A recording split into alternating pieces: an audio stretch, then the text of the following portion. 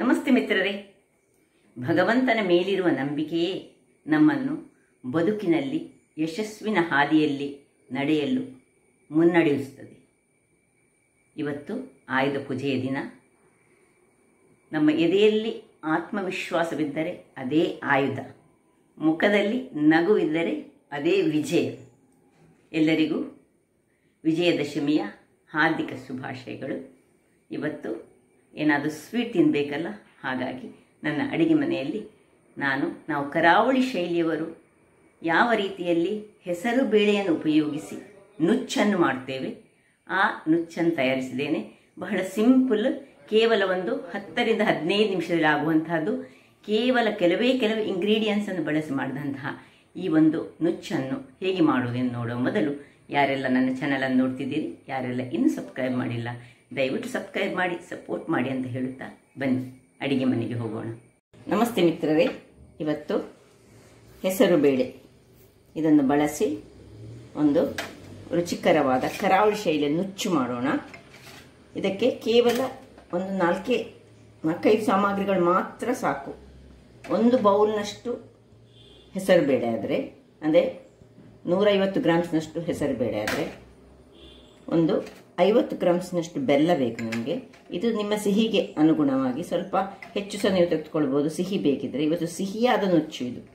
ಒಂದು ಬೌಲ್ನಷ್ಟು, ಒಂದು 25 ಗ್ರಾಮ್ಸ್ನಷ್ಟು ತೆಂಗಿನ ತುರಿ, ಇನ್ನು ಒಂದು 4 ಚಮಚದಷ್ಟು ನಮಗೆ ಈ ಅಕ್ಕಿ ಬೇಕು. ದೋಸೆ ಅಕ್ಕಿ ಸಾಕ್ತದೆ, ಅಥವಾ ಅನ್ನಕ್ಕೆ ಉಪಯೋಗಿಸುವಂತಹ ಅನ್ನ ಮಾಡುವಂಥ ಅಕ್ಕಿ ಸಾಕ್ತದೆ, ಯಾವ ಅಕ್ಕಿ ಸಾಕ್ತದೆ.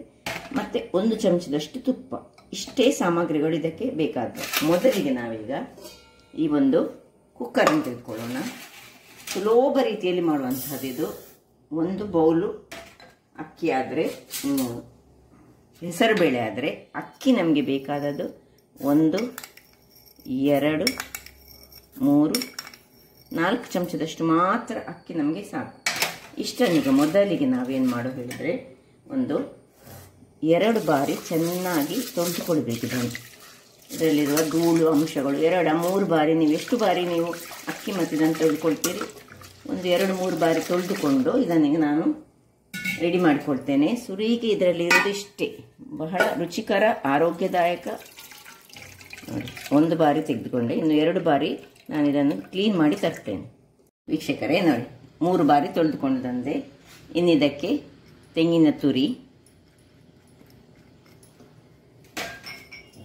ಬೆಲ್ಲ, ಇನ್ನು ಉಪ್ಪು, ರುಚಿಗೆ ತಕ್ಕಷ್ಟು ಉಪ್ಪನ್ನು ನೋಡಿ, ಸ್ವಲ್ಪ ಉಪ್ಪನ್ನು ಹಾಕೊಳ್ತೇನೆ. ಬೆಲ್ಲ ಹಾಕೊಳ್ತೇನೆ, ಬೆಲ್ಲದಲ್ಲಿ ಸಹ ಉಪ್ಪಿರ್ತದೆ. ಹಾಕ್ಕೊಂಡು ಇನ್ನು ಈ ಬೌಲಿನಲ್ಲಿ ನಾವು 1 ಬೌಲ್ನಷ್ಟು, 3/4 ಬೌಲ್ ತೆಗೆದುಕೊಂಡಿದ್ದೇವಲ್ಲ, ಅದೇ ಬೌಲ್ನಲ್ಲಿ ನಾವು ನೋಡಿ 4 ಬಾರಿ, ಎಷ್ಟು ನಾವು ಹೆಸರು ಬೇಳೆ ತೆಗೆದುಕೊಂಡಿದ್ದೇವೆ ಅದರ 4 ಪಟ್ಟಿನಷ್ಟು ನೀರನ್ನು ಹಾಕ್ಕೊಳ್ಬೇಕು. ನಿಮಗೆ ತುಂಬ ಇದು ಲೂಸಾಗಿ ಬೇಕಿದ್ದರೆ, ಹೀಗೆ ಪಾಯಸದ ಹಾಗೆ ಬೇಕಿದ್ರೆ ಇನ್ನೂ ಸಹ ಹೆಚ್ಚು ನೀರು ತೆಗೆದುಕೊಳ್ಬೋದು. ನಮಗೆ ಸ್ವಲ್ಪ ಗಟ್ಟಿಯಲ್ಲಿ ಬೇಕು, ಅದಕ್ಕೆ ಈ ರೀತಿಯಲ್ಲಿ ನಾನು ತೆಗೆದುಕೊಳ್ತಿದ್ದೇನೆ. ಇನ್ನು ಇದಕ್ಕೆ 1 ಚಮಚದಷ್ಟು ತುಪ್ಪ. ಮೊದಲೇ ಎಲ್ಲವನ್ನು ಹಾಕೊಳ್ಳೋದು. ಇನ್ನು ಇದನ್ನು ಒಲೆಯಲ್ಲಿಟ್ಟು ಗ್ಯಾಸ್ ಹೊತ್ತಿಸಿಕೊಂಡು ಮುಚ್ಚಳವನ್ನು ಮುಚ್ಚಿ ವಿಸಿಲ್, 1-2 ವಿಸಿಲ್ ತೆಗೆದುಕೊಳ್ಳೋಣ. 2 ವಿಸಿಲ್ಗಳ ಬಳಿಕ ಇದನ್ನೀಗ ಆಫ್ ಮಾಡಿಕೊಂಡು ತಣ್ಣಗಾಗಲು ಬಿಡೋಣ. ಒಂದು 15 ರಿಂದ 20 ನಿಮಿಷಗಳ ಬಳಿಕ ಇದೊಂದಿಗೆ ತಣ್ಣಗಾಗಿದೆ ನೋಡಿ. 2 ವಿಸಿಲ್ ತೆಗೆದುಕೊಂಡಿದ್ದೇನೆ ನಾನು. ಆಗ ಹೇಳುವಾಗ ಸುರಿಗೆ ನಾನು 1 ವಿಸಿಲ್ ನೋಡಿ ಹೇಗೆ ಬಂದಿದೆ ನೋಡಿ. ಏನಿಲ್ಲ, ಸುಲಭ ರೀತಿಯಲ್ಲಿ ಬೆಳಿಗ್ಗೆ ಎದ್ದಾಗ ಏನು ನೆನೆ ಹಾಕದಿದ್ದರೆ ಇಂಥ ಒಂದು ನುಚ್ಚನ್ನು ಮಾಡಲಿಕ್ಕೆ ಬಹಳ ಚೆನ್ನಾಗಿ ಬರ್ತದೆ ನೋಡಿ. ಹೇಗೆ ಬಂದಿದೆ ನೋಡಿ, ಈ ರೀತಿಯಾಗಿ ಬರ್ತದೆ. ಇದನ್ನೀಗ ಸರ್ವ್ ಮಾಡಿ ತೋರಿಸ್ತೇನೆ. ಇಲ್ಲಿ ನೋಡಿ, ಒಂದು ತುಪ್ಪ ಸವರಿದ ಒಂದು ತಟ್ಟೆಗೆ ನಾವು ಇದನ್ನು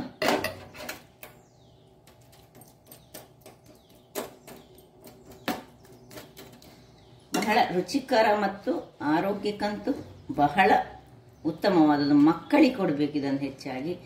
ಸ್ವೀಟ್ ಇರ್ತದಲ್ಲ, ಮಕ್ಕಳು ಒಳ್ಳೆ ಮಾಡಿ ತಿಂತಾರೆ. ಹೀಗೆ ಇದನ್ನು ನಾವು ನೋಡಿ ಹೀಗೆ ಮಾಡಿ ಒಂದು ಬೇಕಿದ್ರೆ ಇದರಲ್ಲಿ ಹೀಗೆ ಇಟ್ಕೊಳ್ಬೋದು, ಹೀಗೆ ಸರ್ವ್ ಮಾಡ್ಕೊಳ್ಳೋದು. ಹಾಗಾದರೆ ನೋಡಿದ್ರಲ್ಲ ವೀಕ್ಷಕರೇ, ಬಹಳ ಸುಲಭ ರೀತಿಯಲ್ಲಿ ಒಂದೇ ಒಂದು 15ರಿಂದ 20 ನಿಮಿಷ ಸಾಕೇನ, ಅಷ್ಟರಲ್ಲಿ ನಾವು ಇದನ್ನು ಮಾಡ್ಕೊಳ್ಬೋದು. ಬೆಳಿಗ್ಗೆ ಏನು ದೋಸೆ ಇಡ್ಲಿ ತಿನ್ನುವ ಮನಸ್ಸಾಗದಿದ್ದರೆ ಈ ರೀತಿಯಾಗಿ ಒಂದು ನುಚ್ಚನ್ನು ನಾವು ಹೆಚ್ಚಾಗಿ ಕರಾವಳಿಗೆ ಮಾಡ್ತೇವೆ. ಹಾಗಾದರೆ ನನ್ನ ಈ ಕುಕಿಂಗ್ ಚಾನಲ್ ನಿಮಗೆ ಇಷ್ಟ ಆದರೆ ಬೋಳೂರು ಸುವರ್ಣ ಚಾನಲನ್ನು ಲೈಕ್ ಮಾಡಿ, ಶೇರ್ ಮಾಡಿ ಹಾಗೂ ಸಬ್ಸ್ಕ್ರೈಬ್ ಮಾಡಿ ಹಾಗೂ ನನ್ನ ಇನ್ಸ್ಟಾಗ್ರಾಮ್ ಪೇಜನ್ನು ಫಾಲೋ ಮಾಡಿ. ಧನ್ಯವಾದಗಳು.